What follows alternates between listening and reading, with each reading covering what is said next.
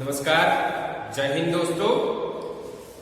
आज unit test का revision जो हमारा चल रहा है उसके रिवीजन के वीडियो 3 में हम क्वेश्चन 3 की लिंग परिवर्तन कीजिए, 3 शब्द 3 मार्क्स। क्वेश्चन 3C कहावतों के अर्थ लिखिए, 2 कहावतें 2 मार्क्स।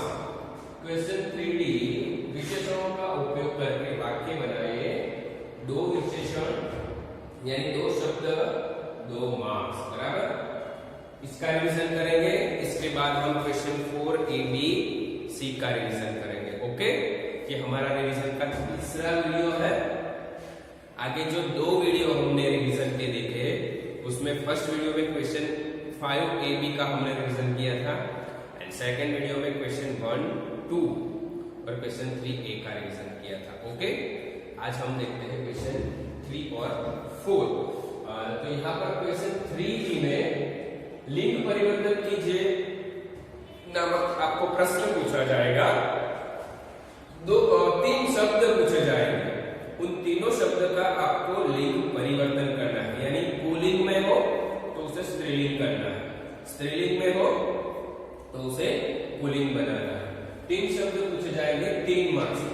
शब्द कुछ इस प्रकार के आ सकते हैं। मैं यहाँ पर कुछ एग्जाम्पल, कुछ उदाहरण आपको देता हूँ कि पुत्र शब्द है तो ये पुत्र शब्द पुल्लिंग है, उसका आपको करना है स्त्रीलिंग, तो पुत्र का स्त्रीलिंग हो जाएगा पुत्री। फिर है मेढक, तो मेढक का हो जाएगा मेढकी। फिर है तरुणी, तो तरुणी स्त्रीलिंग शब्द है तो उसका हम लिंग परिवर्तन करेंगे तरुण। फिर है कुमार, तो कुमारी। देवी, तो देव। हिरनी, तो हिरण, अगर हिरण हो तो हिरनी, देव हो तो देवी। सांप, सांपिन। कुम्हार, तो कुम्हारिन, कुम्हारिन इस प्रकार लिखा जाएगा, आप ध्यान से देखना। कुम्हार का होता है कुम्हारिन। ओके,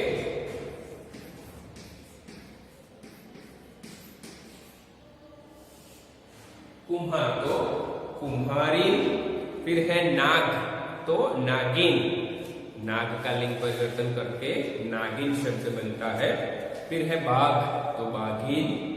धोबी, तो धोबिन या धोबन भी चलता है। ग्वाला, तो ग्वालिन। मोर का मोरनी। शेर का शेरनी। जादूगर, तो जादूगरनी। मास्टर, तो मास्टरनी।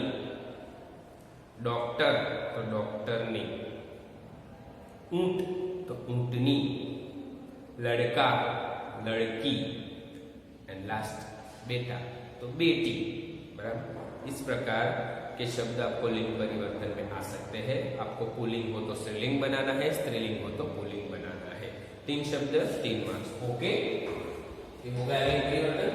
क्वेश्चन 3C कहावतों के अर्थ लिखिए, 2 कहावत पूछी जाएगी, आपको सिर्फ अर्थ लिखना है, कहावतों का वाक्य में प्रयोग नहीं करना है, ओनली अर्थ लिखना है। 2 कहावतें 2 मार्क्स में पूछी जाएगी। कहावतें भी इस प्रकार कुछ आ सकती है, हमने बहुत सारी कहावतें देखी थी आगे क्लास में। आए थे हरि भजन को ओटन लगे कपास, कहावत है, आए थे हरि भजन को ओटन लगे कपास, तो उसका अर्थ होता है अच्छा काम छोड़कर महत्वहीन काम में लग जाना, अच्छा काम छोड़कर महत्वहीन काम में लग जाना। दूसरा है उल्टा चोर कोतवाल को डांटे, उल्टा चोर कोतवाल को डांटे, इट मीन्स अपराधी द्वारा निर्दोष को धमकाना। अपराधी निर्दोष को जब धमकाता है तो यह कहावत लागू होती है कि उल्टा चोर कोतवाल को डांटे। फिर है ऊंची दुकान फीका पकवान, यानी प्रसिद्ध के अनुरूप न होना। नाम बड़े बड़े होते हैं, हम नाम देखकर जाते हैं तो प्रसिद्धि होती है, उसके मुताबिक काम नहीं होता, तो प्रसिद्धि के अनुरूप काम न होना। बराबर, आगे एक तो करेला ऊपर से नीम चढ़ा, एक तो करेला ऊपर से नीम चढ़ा, यानी एक दोष के साथ साथ दूसरा दोष भी लग जाना। बराबर, करेला कड़वा तो है, ऊपर से नीम चढ़ा, नीम भी कड़वा होता है, तो हमारे ऊपर एक दोस्त एक गलती तो थी, उसके साथ साथ अगर दूसरी गलती लग जाती तो उसे कहते हैं ऊपर से करेला। हाँ, एक तो करेला ऊपर से नीम चढ़ा। ओके, आगे। एक सड़ी मछली सारे तालाब को गंदा करती है। इट मीन्स एक की बुराई के कारण सबकी बदनामी होना। एक की बुराई के कारण सबकी बदनामी होना। फिर है कंगाली में आटा गिला। कंगाली में आटा गिला यानी मुसीबत में और मुसीबत आना। कंगाली में आटा गिला यानी मुसीबत थी और मुसीबत आ गई। आगे, कोयले की दलाली में हाथ काला यानी बुरे के साथ रहने पर बुराई मिलती है। कोयला काला होता है, वो हाथ में लेंगे तो हाथ भी हमारा काला हो जाएगा। तो हम बुरे व्यक्ति के साथ रहेंगे तो हम भी बुरे बन जाएंगे, यानी बुरे के साथ रहने पर हमें बुराई फ्री में मिलती है। ओके, आगे। जो गरजते हैं वो बरसते नहीं, यानी जो डिंगे मारते हैं वे काम नहीं करते।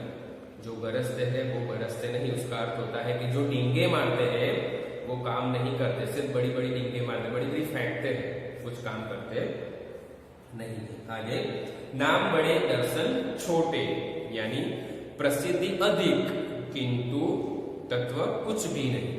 प्रसिद्धि अधिक लेकिन किंतु तत्व कुछ भी नहीं। एंड लास्ट, जैसी करनी वैसी भरनी। जैसी करनी वैसी भरनी का बहुत अच्छी मूवी में ऐसा सॉन्ग भी है कि जैसी करनी वैसी भरनी। तो ये कहावत है, जैसी करनी वैसी भरनी, यानी जो जैसा करते हैं उन्हें उसी के अनुसार फल भुगतना पड़ता है। जो जैसा करते हैं उन्हें उसी के अनुसार फल भी भुगतना पड़ता है। तो यहाँ पर दोस्तों हमने बहुत सारी कहावत देखी। आपको उसमें से 2 कहावत पूछी जाएगी, 2 के सिर्फ आपको अर्थ लिखने हैं, वाक्य प्रयोग नहीं करने हैं। तो ये हो गया हमारा 2 मार्क्स में कहावतें। क्वेश्चन 3 में आएगा, विशेषणों का उपयोग करके वाक्य बनाइए। आपको कुछ शब्द दिए गए होंगे जो शब्द विशेषण के रूप में है, तो आपको क्या करना है, उन विशेषणों का उपयोग करके वाक्य बनाना है। बराबर। इस प्रकार के वाक्य और शब्द आ सकते हैं इमेज। ओके, विशेषण है यहाँ पर सुंदर। विशेषण का शब्द आपको दिया गया है एग्जाम पेपर में सुंदर, तो आपको उसका वाक्य प्रयोग करना है। तो इस प्रकार आप कर सकते हो कि सुंदर चित्र सबको अच्छा लगता है। बराबर, सुंदर चित्र सबको अच्छा लगता है। या फिर सुंदर घर मुझे बहुत प्यारा है, या फिर सुंदर चित्र मुझे बहुत प्यारा है। आप इस प्रकार वाक्य बना सकते हो। फिर है चार, दूसरा शब्द है विशेषण का चार। तो आप देख सकते हो कि गाय के 4 पैर होते हैं, या बैल के 4 पैर होते हैं, या कुत्ते के 4 पैर होते हैं, या ऊंट के 4 पैर होते हैं। उस प्रकार का आप वाक्य बना सकते हैं। फिर है उसका। उसका एक सार्वनामिक विशेषण है, तो उसका आपको वाक्य में प्रयोग करना है। तो उसका भाई विदेश गया, उसका चाचा अमेरिका गया, उसका भाई बहुत दयालु है, उसका भाई चोर है। इस प्रकार आप बना सकते हो। फिर है थोड़ा। थोड़ा यानी मुझे थोड़ा पानी चाहिए, मुझे थोड़ा दूध चाहिए, मुझे थोड़ा खाना दे दो। इस प्रकार आप वाक्य बना सकते हो। फिर है लाल। तो आप लाल पर से बना सकते हो कि दीदी को लाल गुलाब पसंद है, या मुझे लाल गुलाब पसंद है। बराबर। या गाय का रंग लाल होता है, या कुत्ते का रंग लाल होता है, गुलाब का रंग लाल होता है। इस प्रकार आप वाक्य बना सकते हो। फिर है तीसरा। तो तीसरा कमरा खाली था, तीसरा आदमी चला गया, तीसरे कमरे में कोई है। इस प्रकार का वाक्य। एंड है 15। 15 यानी एक पक्ष में 15 दिन आते हैं। मेरा हाजिरी नंबर 15 है। मैंने 15 पतंगें चगाई, या मैंने 15 पतंग काटी। उस प्रकार आप वाक्य बना सकते हो। फिर है कुछ। तो कुछ लड़के खेल रहे हैं, कुछ लड़के खेल रहे हैं। फिर रंगीन। तो मेरे पास रंगीन पतंगे हैं, मेरे पास रंगीन चौक है। बराबर। मेरे पास रंगीन शर्ट है। एंड लोभी। मेरे पिताजी बहुत लोभी है, मेरा भाई बहुत लोभी है, मैं बहुत लोभी इंसान हूं। ओके, तो इस प्रकार के आपको शब्द दिए गए होंगे विशेषणों में, वो शब्द विशेषण थे, आपको उसके ऊपर से वाक्य बनाने हैं। दो विशेषण के शब्द, दो वाक्य। ओके, तो ये हो गया हमारा क्वेश्चन 3 यहाँ पर पूरा। क्वेश्चन 3A हमने आगे देखा था वीडियो 2 में, इस वीडियो में क्वेश्चन 3B, 3C और 3D। अब हम देखते हैं क्वेश्चन 4A। क्वेश्चन 4A, पत्र लेखन करें। आपको 4 मार्क्स में प्रश्न पूछा जाएगा पत्र लेखन करने का। यहाँ पर मैंने दो एग्जाम्पल उदाहरण लिखे हैं कि कैसे पत्र आपको आ सकते हैं एग्जाम में। यहाँ पर पहला मैंने लिखा है कि अपने मित्र को जन्मदिन की बधाई देता हुआ पत्र लिखिए। दूसरा है अपने आसपास की किसी घटना का वर्णन करते हुए मित्र को पत्र लिखिए। तो इस प्रकार के विषय आपको पत्र लेखन में आ सकते हैं। आपको इस विषय को ध्यान में रखकर पत्र लेखन करना है, बराबर। हमने जब पत्र लेखन वाला पार्ट पढ़ा था तो मैंने आपको बात बताई थी कि पत्र लेखन करते समय कौन सी बातें ध्यान में रखनी है या कौन सी बातें महत्व की है पत्र लेखन में। ओके, तो फर्स्ट कि भेजने वाले का पता। पत्र जब हम लिखते हैं तो उसमें पत्र के अंदर यानी ऐसे लेटर में हम पत्र लिखते हैं, ये मेरे पास पत्र है, तो इस पत्र में जो हमें विषय दिया गया है उस विषय पर लिखना है। तो अंदर भेजने वाले का पता आता है अंदर, बराबर। तो यहाँ पर इस साइड यानी लेफ्ट साइड में भेजने वाले का पता आता है, बराबर। लेफ्ट साइड में लिखकर यानी हम भेजने वाले का पता यहाँ लिख सकते हैं। ये मैंने लाइन इसलिए ड्रॉ की है कि आपको पता चले। भेजने वाले का पता जब हम लिखे तो ये एक सीधी लाइन में आना चाहिए इस प्रकार।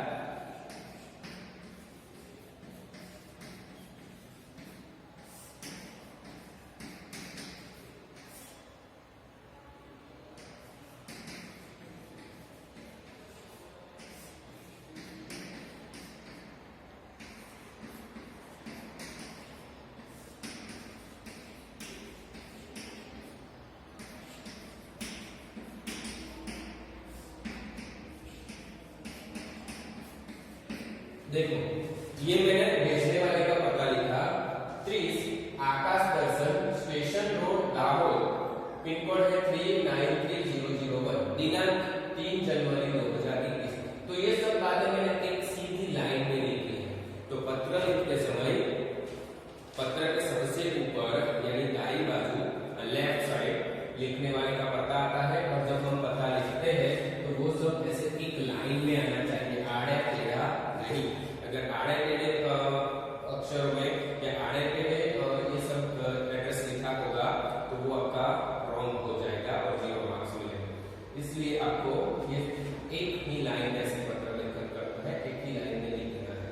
तो लिखने वाले का पता, यहाँ पर आपको नाम नहीं लिखना है आपका, मैंने नहीं लिखा, देखो सिर्फ पता है, बराबर। 30 आकाश दर्शन, स्टेशन रोड, दाहोद, दिनांक, यहाँ पर नाम नहीं लिखना है। तो इस प्रकार सबसे पहले अंदर आता है भेजने वाले का पता, उसके बाद आता है दिनांक, वो भी मैंने यहाँ पर लिख दिया दिनांक। दूसरी तीसरी बात आता है संबोधन, बराबर। क्या आता है? संबोधन। तो यहाँ पर हमने एड्रेस और दिनांक लिख दिया। फिर राइट साइड यहाँ पर संबोधन। संबोधन यानी आप अपने मित्र को पत्र लिखते हो तो यहाँ पर आप लिख सकते हो प्रिय मित्र, बराबर। आपके मित्र को पत्र लिखना है इसलिए आप राइट साइड में लिखोगे प्रिय मित्र। अगर आप अपने से बड़े को पत्र लिखते हो, अपने पिताजी को, तो यहाँ पर पूज्य पिताजी, मम्मी को लिखते हो तो पूज्य माताजी, आपके टीचर को लिखते हो तो पूज्य गुरुजी, बराबर। यहाँ आप अपने फ्रेंड को पत्र लिखते हो इसलिए आएगा प्रिय मित्र। फिर नीचे मित्र का नाम लिख दिया, मेरे मित्र का नाम है दर्शन, तो मैंने लिखा प्रिय मित्र दर्शन। ओके।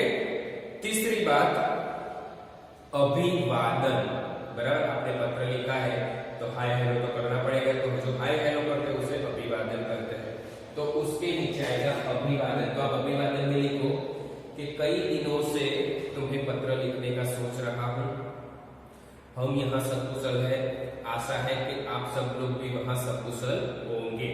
तो ये हो गया हमारा अभिवादन, बराबर। आप यहाँ प्रिय मित्र दर्शन के नीचे नमस्ते भी लिख सकते हो, प्रकार।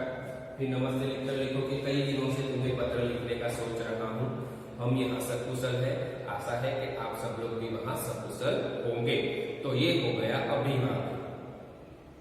आप अभिवादन इस तरह भी शुरू कर सकते हो कि कई दिनों से तुम्हारा पत्र नहीं मिला तो सोचा कि लाओ मैं भी पत्र लिख दूं, हम सब लोग यहाँ तो सकुशल है, तंदुरुस्त है, तुम सब लोग भी वहां तंदुरुस्त होंगे। तो ये बन जाएगा हमारा अभिवादन। अभिवादन के बाद आएगा पत्र लिखने का कारण, बराबर। तो पत्र लिखने का कारण हमारा मेन टॉपिक है, तो वो कारण हमें यहाँ से मिल जाएगा क्वेश्चन में से। हमारा क्वेश्चन है कि अपने मित्र को जन्मदिन की बधाई देता हुआ पत्र लिखिए। तो हमारा कारण आ गया है जन्मदिन की बधाई। आपके फ्रेंड की बर्थडे है, आप वहां बर्थडे पार्टी में नहीं जा सकते, इसलिए आपको उसको पत्र लिखकर विश करना चाहते हो। तो बराबर, तो आपका विषय है जन्मदिन की बधाई। तो फिर यहाँ पर एक पैराग्राफ में आपको उसका जो कारण है जन्मदिन की बधाई देना, वो कारण लिखना पड़ेगा कि आप किस तरह उसको बधाई दोगे। ओके, तो आप लिख सकेंगे कि आज अचानक कैलेंडर पर ध्यान गया तो याद आया कि 5वीं जनवरी को तुम्हारी सालगिरह है, यानी तुम्हारा बर्थडे है। तो इस पत्र द्वारा मैं तुम्हें बधाई भेज रहा हूं, बराबर। मैं ईश्वर से प्रार्थना करता हूं कि वह तुम्हें दीर्घायु, सुंदर स्वास्थ्य और सुयश प्रदान करे, बराबर। आपको ईश्वर से प्रार्थना करनी है कि वो तुम्हें दीर्घायु यानी लंबी उम्र, बराबर, सुंदर स्वास्थ्य यानी तंदुरुस्ती और सुयश प्रदान करे यानी तेरी यश कीर्ति हो, तो ऐसा कुछ कार्य करेंगे जिससे तेरी कीर्ति बढ़े, बराबर। तो ये हो गया पत्र लिखने का कारण, बराबर। वो आता है एंड लास्ट में अन्य समाचार। अन्य समाचार आप 1-2 लाइन में लिख सकते हो कि वहां सब कुशल है, आशा है सब भी कुशल होंगे, यहाँ भी हम सब कुशल है। ये हो गया अन्य समाचार। अन्य समाचार में आप दूसरा भी लिख सकते हो कि अभी मेरी स्कूल की यूनिट टेस्ट 2 चल रही है, तो मैं तुम्हारी बर्थडे में नहीं आ सकता, इसलिए मैंने एक पत्र तुम्हें लिखा है। यूनिट टेस्ट 1 में मेरा बहुत अच्छा रिजल्ट आया था, यूनिट टेस्ट 2 में भी मैं क्लास में अव्वल आऊंगा, बराबर। ऐसे मैंने मेहनत की है, तो ये अन्य समाचार में आ जाएगा। एंड लास्ट समाप्ति। तो समाप्ति में आप लिख सकते हो कि परिवार के बड़ों को मेरा प्रणाम, छोटी बहन गुड्डी को मेरा प्यार। परिवार के सभी बड़ों को मेरा प्रणाम, छोटी बहन गुड्डी को मेरा प्यार, ये आएगा समाप्ति में। एंड लास्ट संबंध और नाम, बराबर। संबंध और नाम तो हम लेफ्ट साइड पर चले जाएंगे। संबंध, प्रिय मित्र आपका है, तो यहाँ पर तुम लिखोगे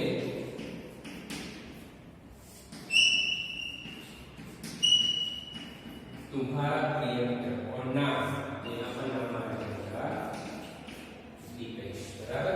क्योंकि पत्र मैंने लिखा है तो यहाँ पर मेरा नाम है, इसको लिखना है तो वो प्रिय मित्र में अभिवादन में आ जाएगा। ओके, तो इस प्रकार आपको 6 बातें ध्यान में रखकर पत्र लिखनी है। फर्स्ट, भेजने वाले का पता लेफ्ट साइड। अभी पेपर लिखने की जो पत्र लिखने की नई पैटर्न आई गई है, उसमें हम राइट साइड में सब लिख सकते हैं। भेजने वाले का पता, संबोधन, पत्र का सब्जेक्ट एंड लास्ट में समाप्ति, वो सब हम राइट साइड में भी लिख सकते हैं। फॉरेन स्टाइल में राइट साइड में लिखना। हमारी जब इंडियन स्टाइल थी वो इसमें ऐसा था कि यहाँ पर हम लेफ्ट साइड में एड्रेस लिखते थे, फिर यहाँ पर संबोधन, फिर लेटर और फिर लास्ट में फिर लेफ्ट साइड संबंध। तो ये इंडियन स्टाइल है। आप इंडियन स्टाइल या फॉरेन स्टाइल में सब जो राइट साइड लिखा जाता है उसमें भी पत्र लिखोगे तो कोई दिक्कत नहीं। ओके, इंडियन स्टाइल या फॉरेन स्टाइल सभी अभी जायज है एग्जाम में। हाँ, तो हम बात कर रहे थे पत्र लिखने की कुछ बातें मुख्य। तो फर्स्ट, भेजने वाले का पता, फिर दिनांक, फिर संबोधन, फिर अभिवादन, फिर पत्र लिखने का कारण, फिर अन्य समाचार एंड लास्ट में संबंध, बराबर। तो इस प्रकार आपको ये 6 बातें ध्यान में रखकर पत्र लिखन करना है। विषय आपको इस प्रकार का आ सकता है कि अपने मित्र को जन्मदिन की बधाई देता हुआ पत्र लिखे, या फिर अपने आसपास की किसी घटना का वर्णन करते हुए मित्र को पत्र लिखे। तो यहाँ पर अगर ये सब्जेक्ट पूछा जाए तो उसका विषय आएगा कि आसपास की घटना का वर्णन करना है आपको। तो फिर आप आसपास की घटना का जब वर्णन करने जाओगे तो उसमें ये सब तो सेम रहेगा, ये लिखने वाले का पता यानी आपका एड्रेस, प्रिय मित्र आपके दोस्त का नाम, नमस्कार, हम सब यहाँ सकुशल है, आशा है कि आप सब लोग जो है सकुशल होंगे, वो सब तब से फिर पत्र लिखने का जो विषय है तो आपके आसपास की किसी घटना का वर्णन तो आप लिख सकते हो कि कल रात हमारे मोहल्ले में शॉर्ट सर्किट के कारण एक मकान में आग लग गई।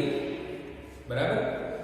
शुरू में किसी को कुछ न पता चला, घर के लोग सोए हुए थे, अचानक धुआं उठने लगा और बदबू आने लगी तो लोग जाग गए।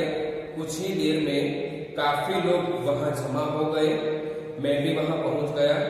यह तो अच्छा हुआ कि फायर ब्रिगेड की गाड़ी जल्दी वहां आ गई और कुछ ही देर में आग बुझ गई। मामूली नुकसान के सिवा कोई बड़ी हानि नहीं हुई है।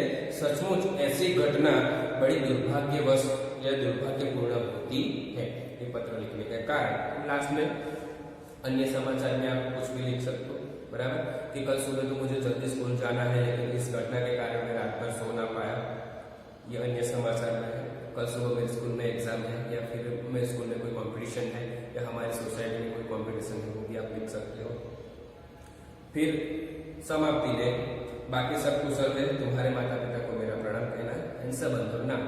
तो यहाँ पर आपका तुम्हारा प्रिय मित्र तुम्हारा नाम। इस प्रकार 6 बातें ध्यान में रखकर आपको पत्र लेखन करना है। पत्र लेखन के 4 मार्क्स है, ये 6 बातें ध्यान में रखकर आप पत्र लेखन करोगे और लिखावट में किसी भी प्रकार की स्पेलिंग मिस्टेक यानी हिज्जे की भूल नहीं होगी, आपकी वाक्य रचना भी सही बैठी होगी, तो आपको पत्र में 4 में से 4 मार्क्स पूरे मिल जाएंगे। ओके।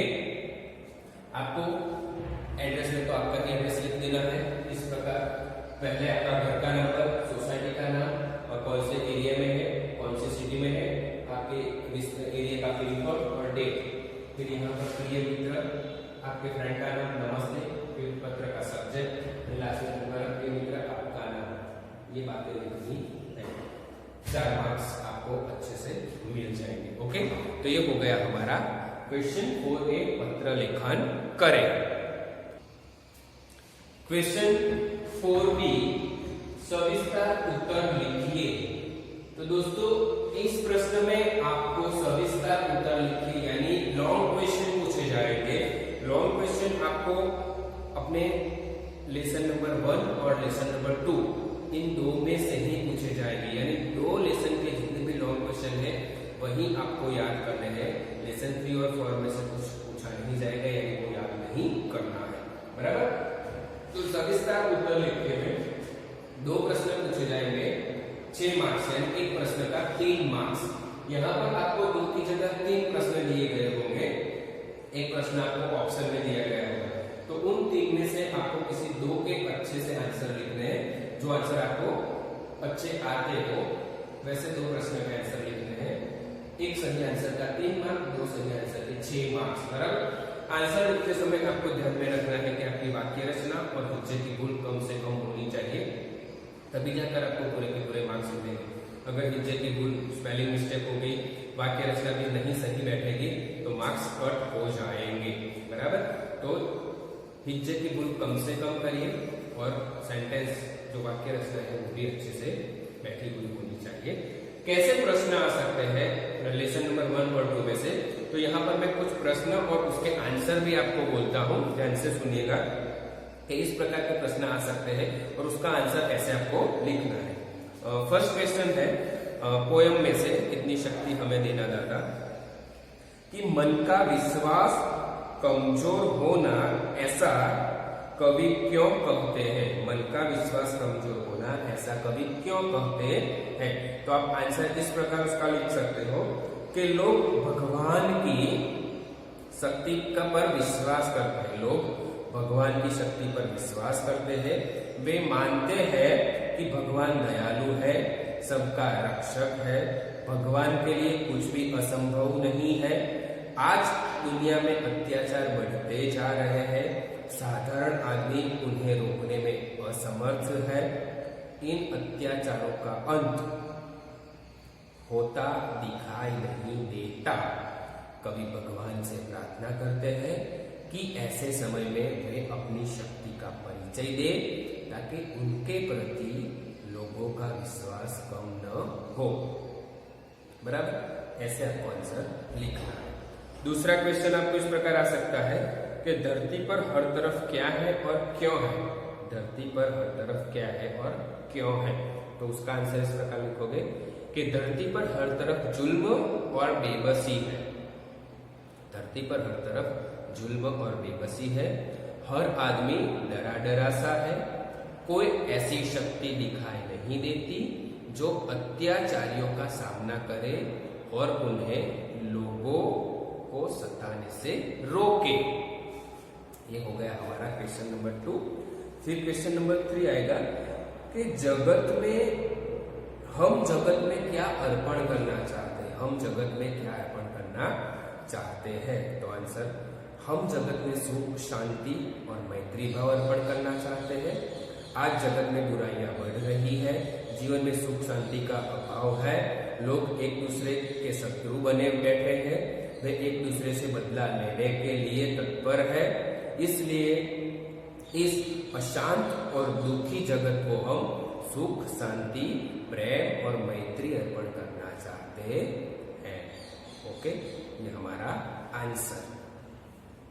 क्वेश्चन 4 कि हम सभी को क्या बांटना चाहते हैं और क्यों। हम सभी को क्या बांटना चाहते हैं और क्यों, तो हम सभी को खुशियों के फूल बांटना चाहते हैं।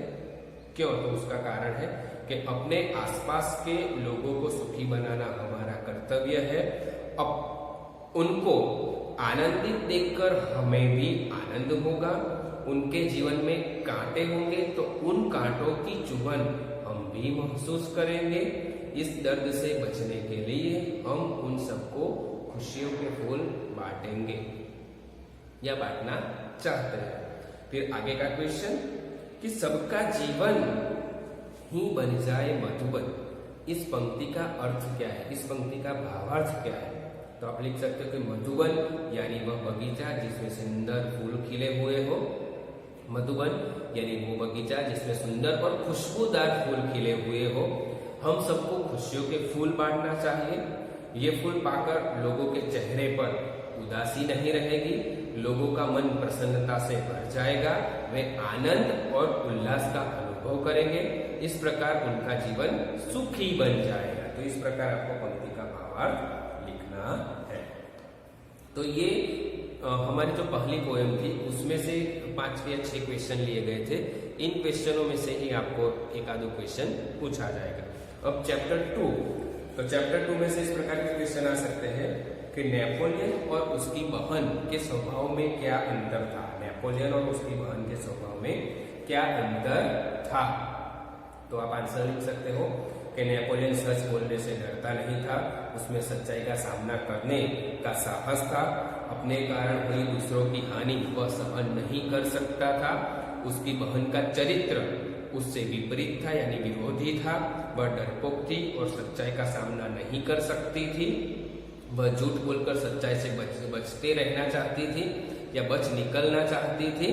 बराबर, उसे केवल अपने बचाव की ही चिंता थी, दूसरों के नुकसान की नहीं। इस प्रकार नेपोलियन और उसकी बहन के स्वभाव में बहुत अंतर था। दूसरा क्वेश्चन कि आप नेपोलियन की जगह होते तो क्या करते, तो ये क्वेश्चन आपको अपनी जगह, नेपोलियन की जगह आपको रखकर तय करना है और लिखना है कि आप नेपोलियन की जगह होते तो उस लड़की को, अमरूद वाली लड़की को मदद करते या फिर क्या करते, वहां से भाग जाते, वो आपको अपने मुताबिक लिखना है। तो आप इस प्रकार भी लिख सकते हो। जैसे मैं आपको एक एग्जांपल देता हूँ कि नेपोलियन का धक्का लगने से अमरूद बेचने वाली लड़की के सारे अमरूद वहां पर गिर गए और अमरूद कीचड़ में गिरकर खराब हो गए, कीचड़ वाले हो गए। वह उन्हें बेच नहीं सकती थी। उससे डर था कि वह अपनी माँ को क्या जवाब देगी। उसकी माँ घर पर उसको अमरूद के बदले में पैसे देने को कहेगी तो वो क्या जवाब देगी। नेपोलियन को लगा कि उसके कारण इस गरीब लड़की की हानि हुई है और गरीब लड़की को तकलीफ हुई है, तो उसकी हानि को पूरा करना उसे अपना फर्ज समझा और उसने अपनी माँ को सच जो बात थी वो हकीकत बता दी और उस लड़की को पूरे पैसे दे दिए। अगर नेपोलियन की जगह मैं होता तो मैं भी उसी की तरह उस गरीब लड़की की मदद करता और उसके नुकसान की भरपाई करता। बराबर, इस प्रकार का आंसर आप लिख सकते हो। आगे का क्वेश्चन इस प्रकार आएगा कि आप अपने जेब खर्च का उपयोग किस प्रकार करते हो। आप अपने जेब खर्च का उपयोग किस प्रकार करते हो। तो ये दोस्तों आंसर अब थोड़ा ट्विस्ट किया हुआ है, टिपिकल आंसर ये जैसा नहीं है। यहाँ प्रैक्टिकली आपको लिखना पड़ेगा कि अगर आपको घर से हर रोज 20 रुपये पॉकेट मनी मिलती है, जेब खर्च मिलता है, या महीने भर का आपको 500 रुपये पॉकेट मनी मिलती है, तो उस पॉकेट मनी का उपयोग आप किस प्रकार करते हो वो आपको डिस्क्राइब में यहाँ पर इस आंसर में लिखना है। बराबर। मुझे जेब खर्च में अगर प्रतिदिन 20 रुपये मिलते हैं तो मैं सभी पैसे खर्च नहीं करता। हमारे स्कूल के उपहार ग्रुप में यानी कैंटीन में से मैं कुछ चीजें जो किफायती दरों पर मिलती है वो खरीदता हूँ। इसलिए स्कूल में नाश्ता करने के बाद भी मेरे पास कुछ पैसे बचते हैं, इन्हें मैं अपने पास बचा कर रखता हूँ, अपने पिगी बैंक में रख कर रखता हूँ। कभी किसी सहपाठी को, मेरे फ्रेंड को, मेरे मित्र को किसी चीज की जरूरत होती है, मदद होती है, आवश्यकता होती है तो मैं उसे मदद कर देता हूँ। छोटी बहन को भी उसकी बर्थडे पर मैं अपने पैसों से ही, अपने बचाए हुए पैसों से ही गिफ्ट ला कर देता हूँ।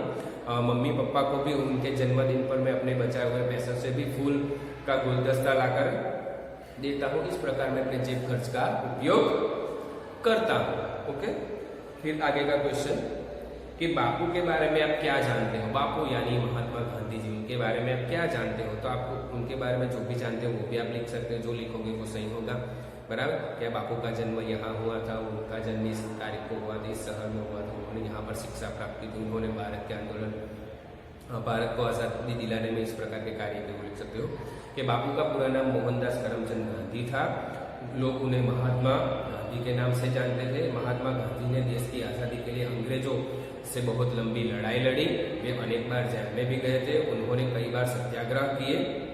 आजादी की लड़ाई में देश की जनता ने उनका पूरा सपोर्ट किया, पूरा साथ दिया, लोगों ने उन्हें राष्ट्रपिता का सम्मान भी दिया। 15 अगस्त सन 1947 को यानी 1947 को हमारा देश आजाद हुआ। 30 जनवरी 1948 को दिल्ली में बापू की हत्या हो गई। बापू ने हमें शांति, प्रेम और अहिंसा का संदेश दिया है। उनकी समाधि का नाम राजघाट है और वो दिल्ली में है। ये हो गया आंसर। फिर है कि बापू धन क्यों इकट्ठा कर रहे थे। महात्मा गांधी जी क्यों धन इकट्ठा कर रहे थे, तो आप लिख सकते हो कि उस समय हमारे देश में जब अंग्रेजों की गुलामी थी, अंग्रेजों का शासन था, तब उस समय देश में आजादी के लिए आंदोलन चल रहा था। बापू उसके नेता थे, आंदोलन के लिए धन की जरूरत पड़ती थी। बापू यह धन कहाँ से लाते, इसलिए वे सारे देश में घूम घूम कर सभाएं करते थे और धन इकट्ठा करते थे। फिर है कि आपको कौमुदी का पात्र कैसा लगा और क्यों। ये जो हमारा दूसरा पार्ट है उसमें कौमुदी का पात्र आता है, तो वो आपको कैसा लगा और क्यों, उसका रीजन बताना है। तो अगर आप कहते हो कि मुझे कौमुदी का पात्र बहुत अच्छा लगा और प्रेरक लगा, तो उसका आपको रीजन बताना पड़ेगा कि महिलाओं को गहनों के प्रति बहुत लगाव होता है, वह गहनों के प्रति बहुत स्वाभाविक भाव से मोहित हो जाती है। फिर कौमुदी तो अभी 16 साल की एक लड़की थी, बालिका थी, उसको उनके गहने बहुत कीमती थे, यानी उसके गहने बहुत कीमती थे, ऐसे गहने दोबारा नहीं बन सकते थे। फिर भी देश की आजादी के लिए उसने अपने गहनों का त्याग कर दिया। गांधी जी को अपने सभी गहने बेचकर उसने साबित कर दिया कि देश प्रेम से बढ़कर कुछ हो नहीं सकता। इसलिए मुझे कौमुदी का पात्र बहुत अच्छा और प्रेरणादायक लगा। लास्ट क्वेश्चन कि क्या आपने कभी अपने माता पिता के सामने गलती स्वीकार की है। तो इस घटना को अपने शब्दों में आपको लिखना है। अगर आपने अपनी मम्मी पापा के सामने आपने की हुई गलती का स्वीकार किया है तो वो घटना कौन सी थी, बराबर, उस घटना को आपको लिखना है अपने शब्दों में। बराबर, सच्ची घटना ही लिखोगे, ऐसा मेरा मानना है। अगर आपने गलती स्वीकार की है, नहीं की है तो कुछ नहीं लिख पाओगे।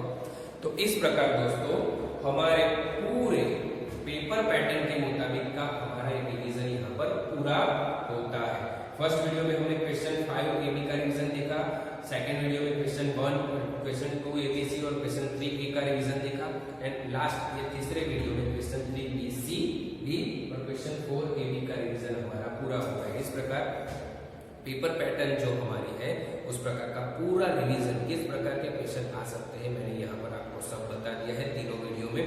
वीडियो ध्यान से देखना ताकि सब बातें आपको अच्छे से याद रहे और आप एग्जाम पेपर में अच्छे से लिख सके। ओके, तो वीडियो स्टार्ट से एंड तक जरूर देखना।